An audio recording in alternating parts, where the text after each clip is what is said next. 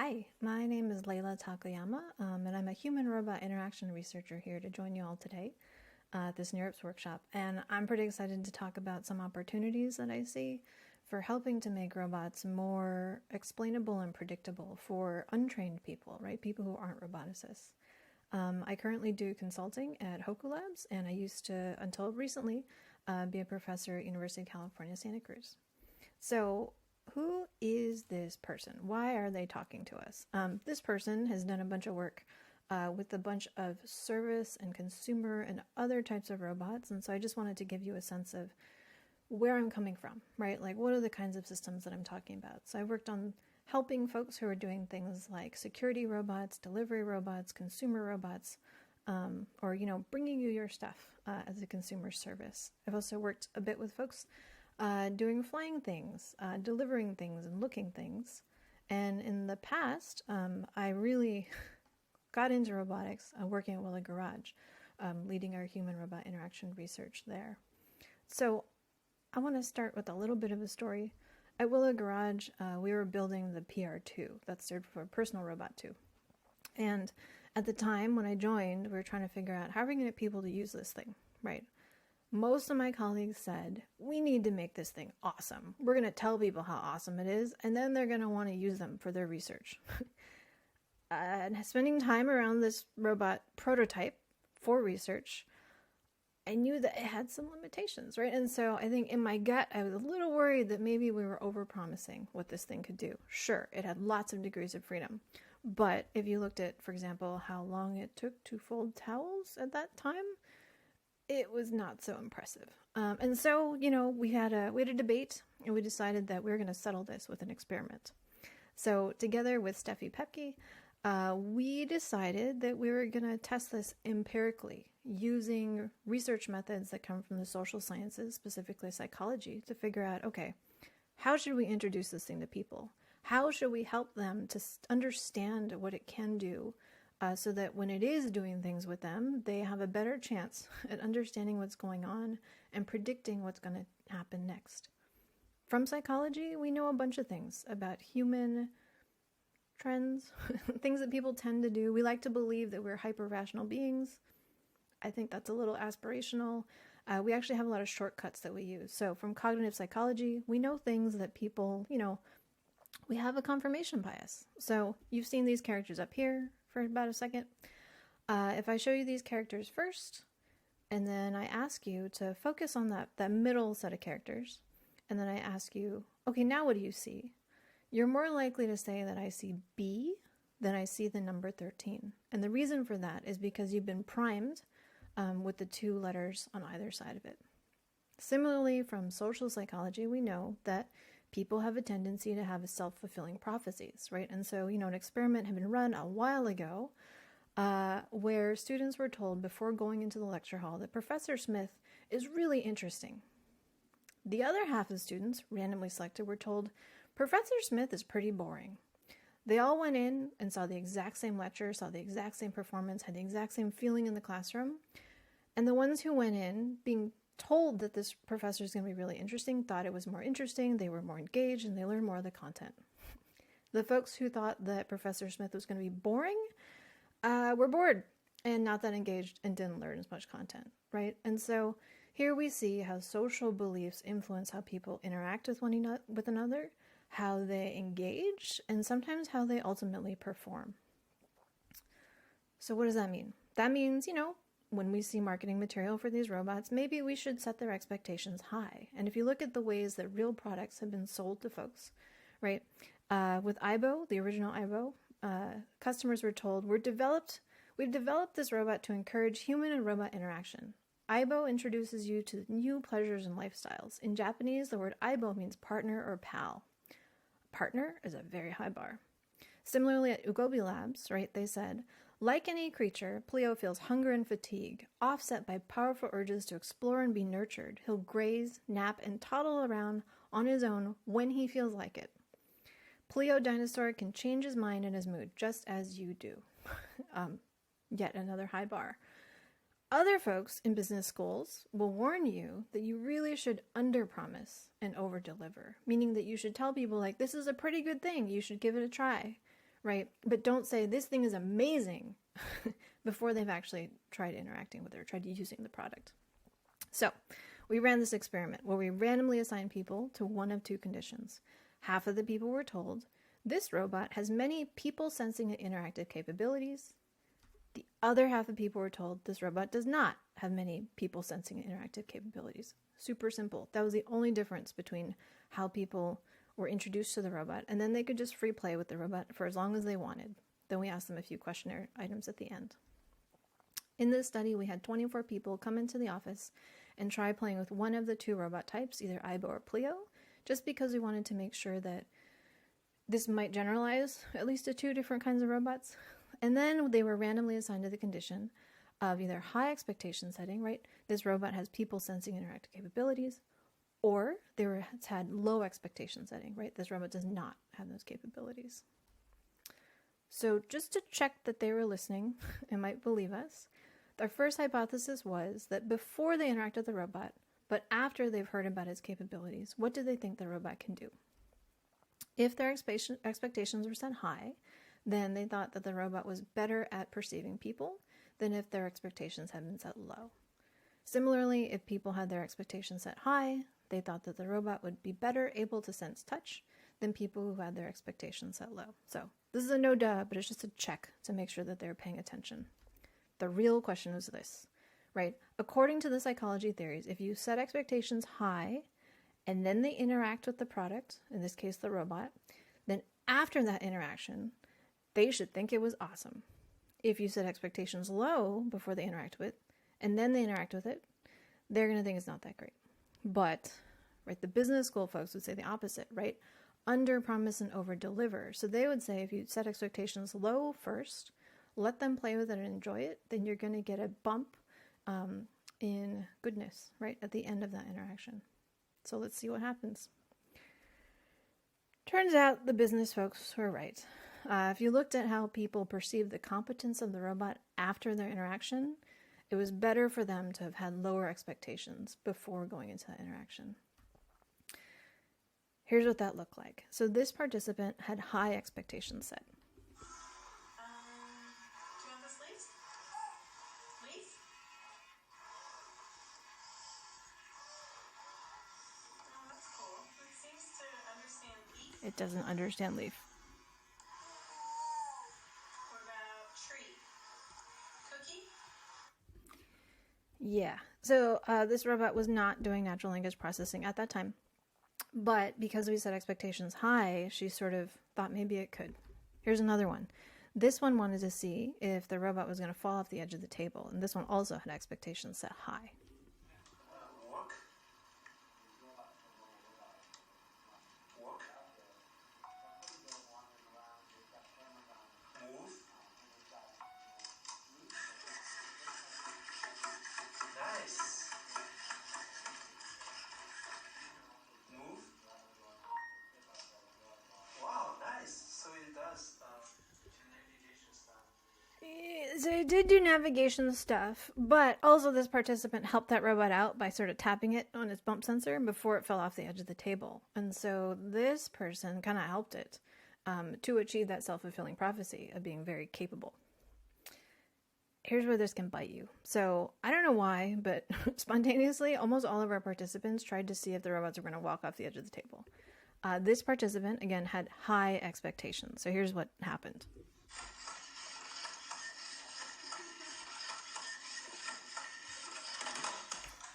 It fell off the table, broke its ear, and broke a leg. This participant had low expectations. And so she did something really interesting. I definitely want to see if it can fall off the table.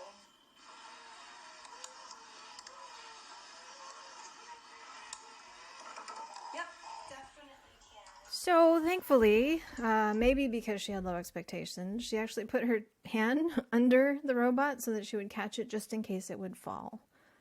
I think that's kind of great, right? Getting people to do the right thing to help their robots to perform well is great.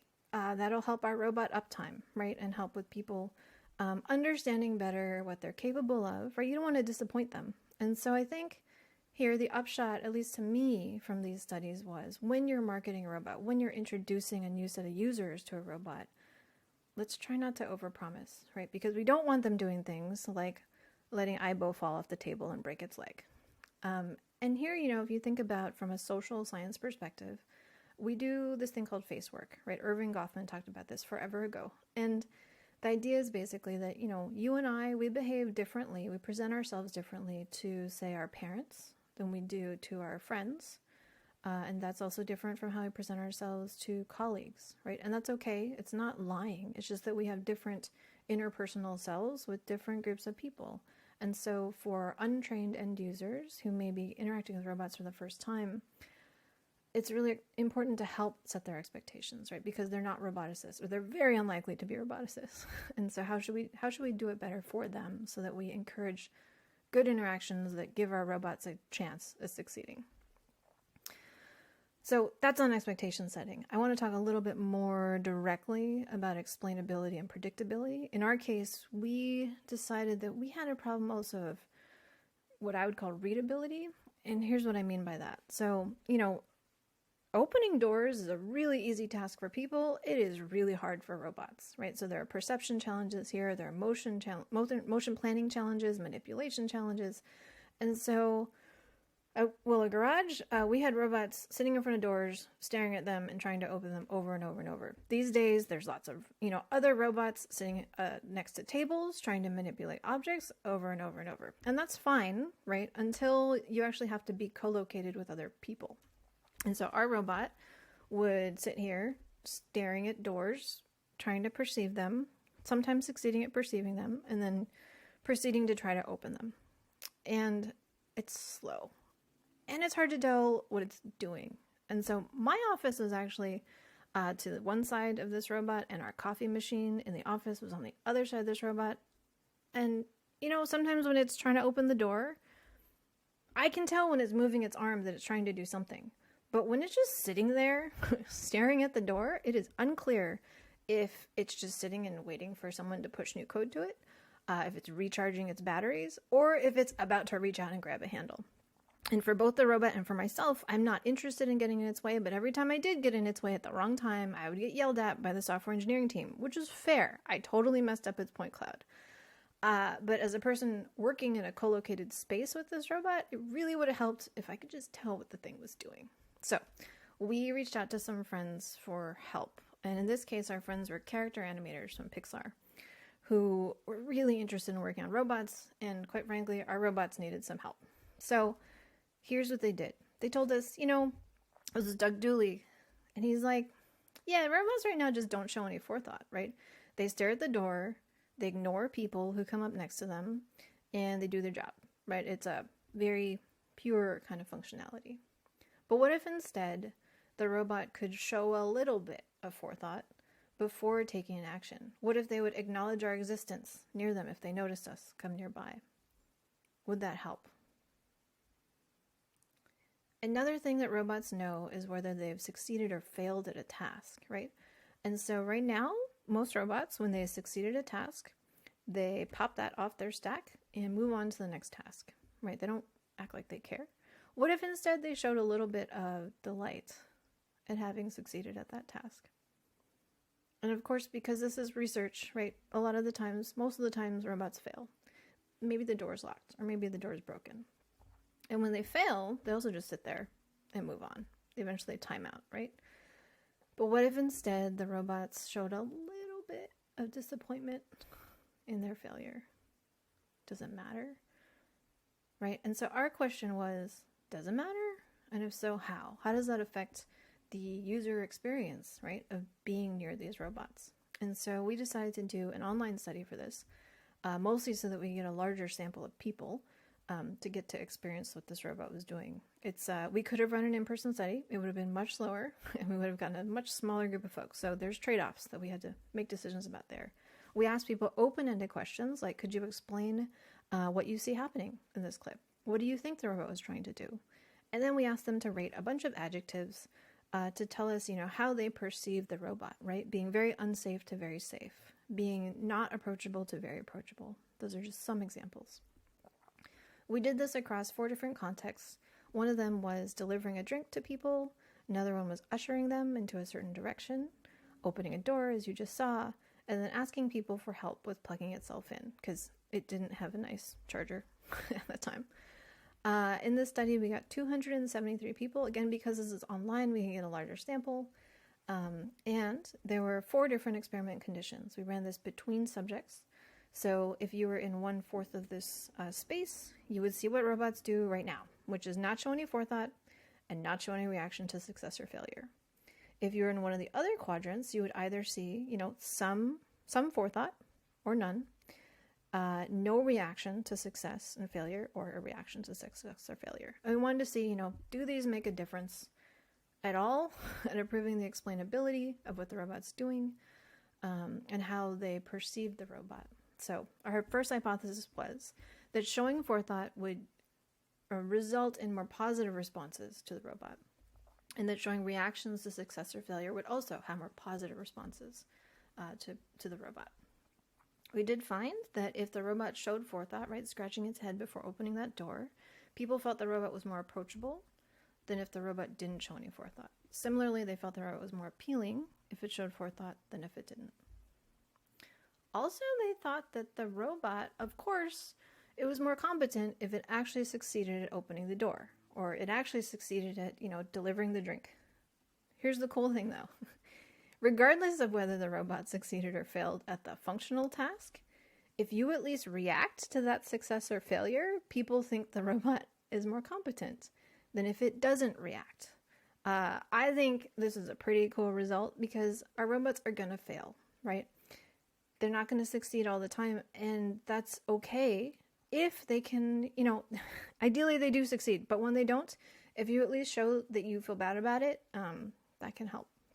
So what's the upshot here? I think, adding behavior to show forethought before taking action can help in terms of the human-robot interaction user experience, and adding reactions to success or failure on the task can too. Also, I've seen way too many studies where robots just emote for the sake of emoting, and I think, if you look at humans and other animals, we have emotional responses, usually to whether things are good or bad for us, whether we performed well or poorly. They're goal-oriented. And so I think if we can align emotional expression, that's actually part of the functional behavior of the robot that we should be baking in, not just putting as frosting, but as actually part of the cake, as Doug would say. So these days, there's a lot of other robots that have a lot of other forms that need to interact with people, to be more readable, to be more explainable, and ideally to be more predictable so that people do the right thing, they do the safe thing, they do the good thing. And so I think this is even more important than ever before. Of course, there are so many issues with this study, just like with any study. We always have a limitation sections in all of our papers. And, honestly, part of that is to sort of preemptively get ahead of reviewer number 2. But it's also so that any reader of our paper has a sense of what they should take with a big grain of salt and what they could do to do this study even better when they decide to do it for themselves in the future. And so we're super clear about our methods as much as we can. We want our research to be replicable, and we want other people to be able to try it out in order to address the limitations in this work. So these are just a few of the limitations that we have just with this one study. So let's talk through this. Our robots were PR2s. Other people's robots might be different. They're going to have different degrees of freedom. They might have different sizes. They might move differently, right? And this is going to affect how the robot can behave. And in what context are we talking about? Is it trying to open doors? Is it trying to pick up a person out of a hospital bed, right? Those are pretty different tasks. And so, it's going to vary by task. Also, who's interacting with this thing, right? Is it a trained, say, factory worker? Is it a pilot flying a plane? Or is this, a toddler in a shopping mall? Those are pretty different users, and they're probably going to read the robot's behavior differently. Also, in our study, we had a third-person perspective, right? So these were online participants who saw a video. They weren't actually there. The robot couldn't actually punch them, right? And that matters. There's a trade-off there that we had to make, which was we wanted to show this to a broader population of people than we could have gotten in the San Francisco Bay Area to come to Menlo Park, right? And then there's a social context, right? Different gestures mean different things in different places. This is both, it's cultural, it's social, it's situational in so many different ways. And so, of course, we tested this in one particular context at one particular time with a particular set of people, right? Sampling matters too. We got people who were native English speakers. That is a limitation of this study, right? If we could translate it, even if we could translate the language, that doesn't mean that the gestures are going to translate too. And so sampling the people who you ask for feedback on the robot is super important to think about for your given situation. This is the one that bothers me the most with our study is scalability, right? We had the good luck of getting to work with an amazing character animator. Doug Dooley made all those animations. He's an incredibly talented guy. And not everybody has the opportunity to work with someone like him. One of the reasons why we published this work is because we wanted to show people what you could do if you could collaborate with someone like this. And I strongly encourage you, if you're working in this space, to find folks like him who can help, at least with design crit, if not for creating those behaviors. And I think, there's been follow-up work on this that's been really interesting, looking at how would we do this more programmatically, right? What's going on under the hood that makes his behavior design so believable and readable quickly? Yes, there are books, right? Like the Disney character animation principles. That is one bag of tricks. But there are other bags of tricks too that many other animators use that are different. And they're not always good at articulating what those are. And so you kind of need to see it. You need to work with them. You need to get your hands dirty, pick up the phone, write that email to that person that you admire, right, in the design community and work with them. Also, our robot was just doing nonverbal behavior.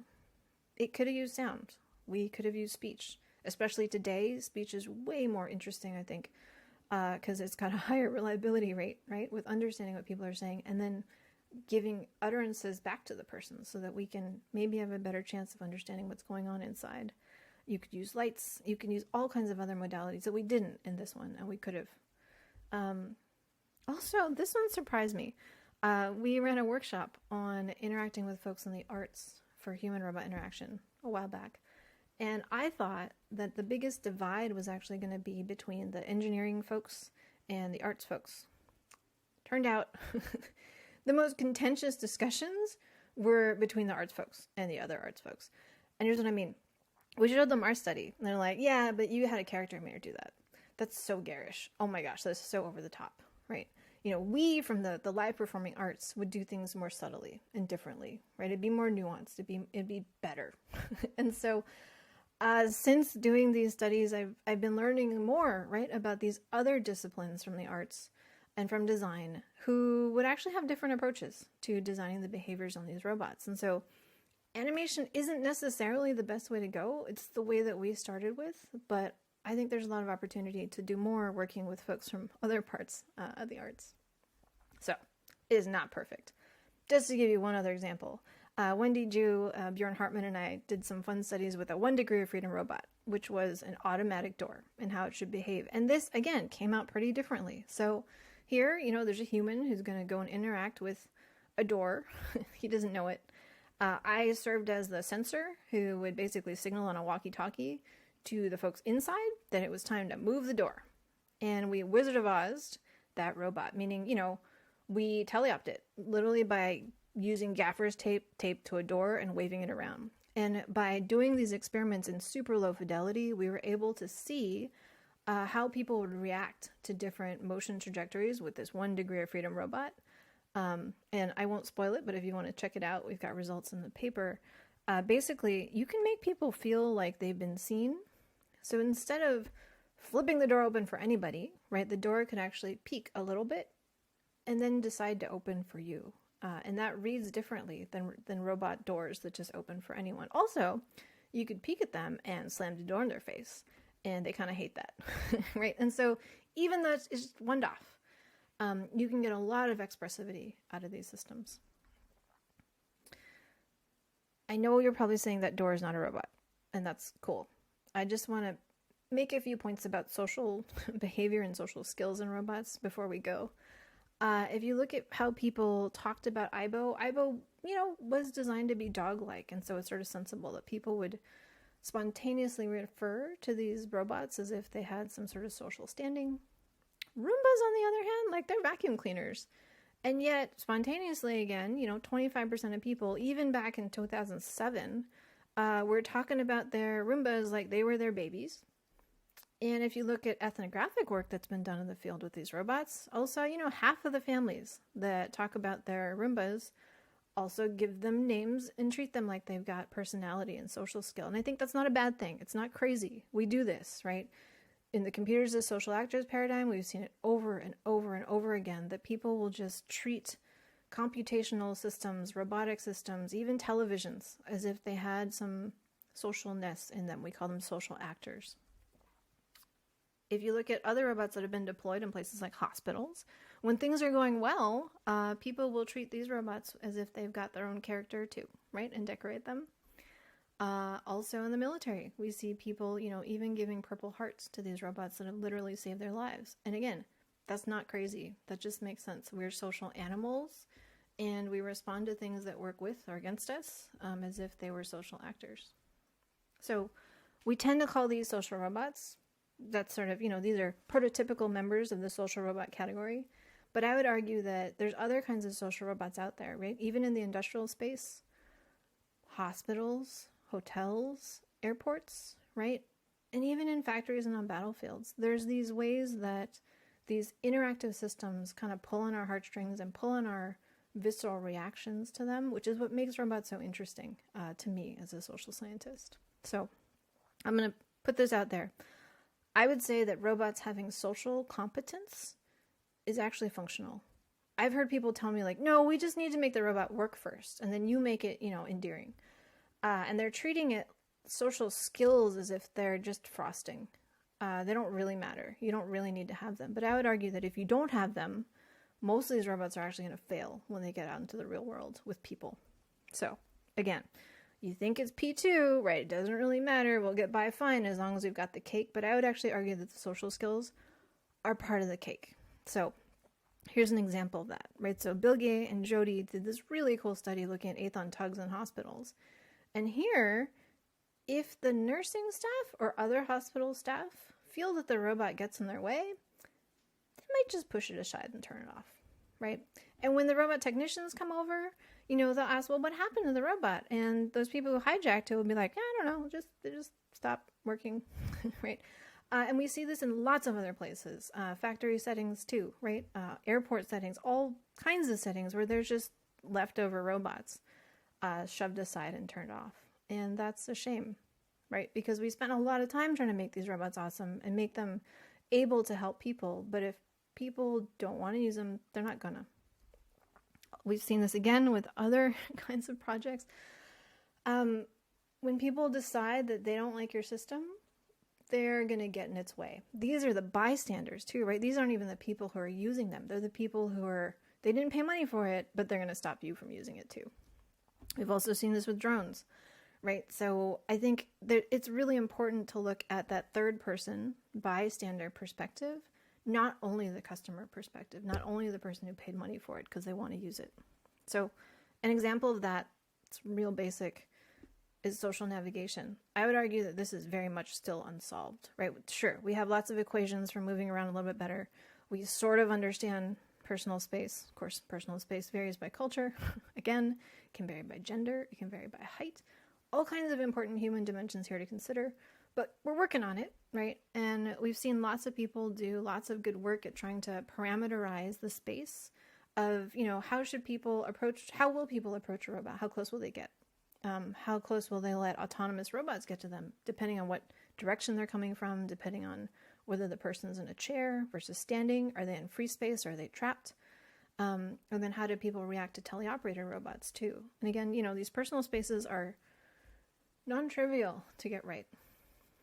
Also, there's interaction spaces, 2 people interacting with each other, 3, 4, 5, or crowds, right? Thinking about how a robot should and should not move into these spaces between multiple people is, again, non-trivial.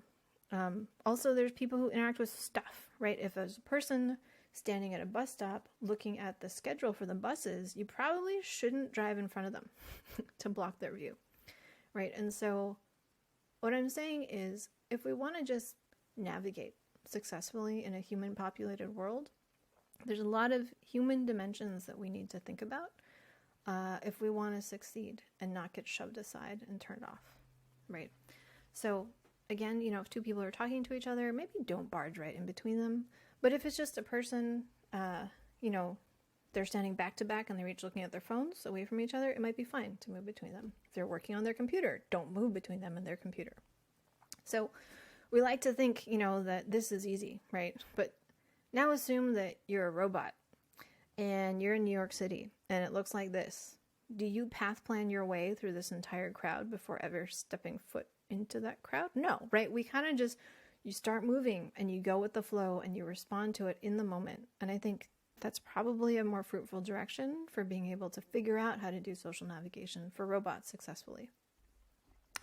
We still need to figure out our metrics too, for figuring out how are we going to know if we did it well, right? How are we going to detect when we've done something wrong so that we can adjust our plan? There's a lot of great folks doing work in this space. But again, this is stuff we still need to work on because we haven't figured it out just yet. There's also, how should it move with what style, right? And so there's folks in the autonomous car industry who are sometimes making the robots a little too submissive, right? People complain about them stopping at stop signs for way too long. And then others that could be too assertive and aggressive. We tend not to go in that direction, but how do we find that right sweet spot, right? Between being able to get your job done without getting in people's way and without scaring them. There's also, how actively do you want to signal to other people what you're going to do? How do you show people where you're going to go before you go there?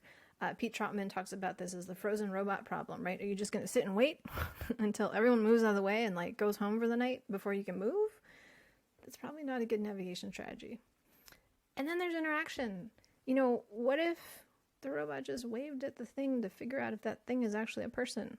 What if you signal to the person that I'm going to go right? Rachel Gockley did some really good work in this space a while ago to figure out how do we signal to people in order to coordinate our actions with each other better. And then, if you haven't seen this one, I definitely want to show it to you. If you don't know what to do when you encounter people who are looking for trouble, your robot will get beaten up. And so this is a great study that Takayuki Kanda and colleagues did where they looked at how do people interact with a robot in a shopping mall? They observed that sometimes, there might be one kid and the kid's kind of interested in that robot's doing. And then sometimes those kids get joined by other kids in the space. And the likelihood of that robot getting smacked in the LiDAR gets a lot higher if there's a whole bunch of little kids and no grown-ups around. And so they'd made a brilliant move, which was to come up with evasive behaviors, which is if you are surrounded by lots of children, go and find the nearest adult and move towards them. And that is actually the best way to escape this kind of abusive robot behavior. So just to say, I think one thing to think about, right, is in robotics, we tend to build it and test it, if we test it at all. And I would argue that coming from the human-computer interaction kind of perspective and community, there's a lot of value in doing lower fidelity prototyping first, right? So doing video simulations before you try to run it on the real robot. Doing Wizard of Oz studies. Wendy Ju and her team has some really cool studies like this, exploring how, say, robotic trash cans or robotic ottomans or robotic cars should behave. So before you commit to code, try prototyping these behaviors yourself, right? Teleop it, that's fine. We literally stuck tape on a stick to move that door around, and we learned a ton before bothering to take the time to try to build any of that autonomously. And so there's lots of good research methods, I think, that are worth trying out here in the space of trying to make robots more explainable, trying to make them more predictable, before we decide which algorithms we're going to use to do that more programmatically. So again, I think there's big opportunities here from an HRI perspective, treating people as more than just obstacles, but they're actually opportunities. Of course, if you don't do it well, they can also be threats. But I think let's go positive here, right? How do we take advantage of all of the things that we know about people and how they respond to robots in order to make our robots more successful at doing their jobs? So again, P0, social skills. It is not frosting, it is cake. And with that, hopefully we'll get to have a good panel discussion. I look forward to that, talking with you all soon.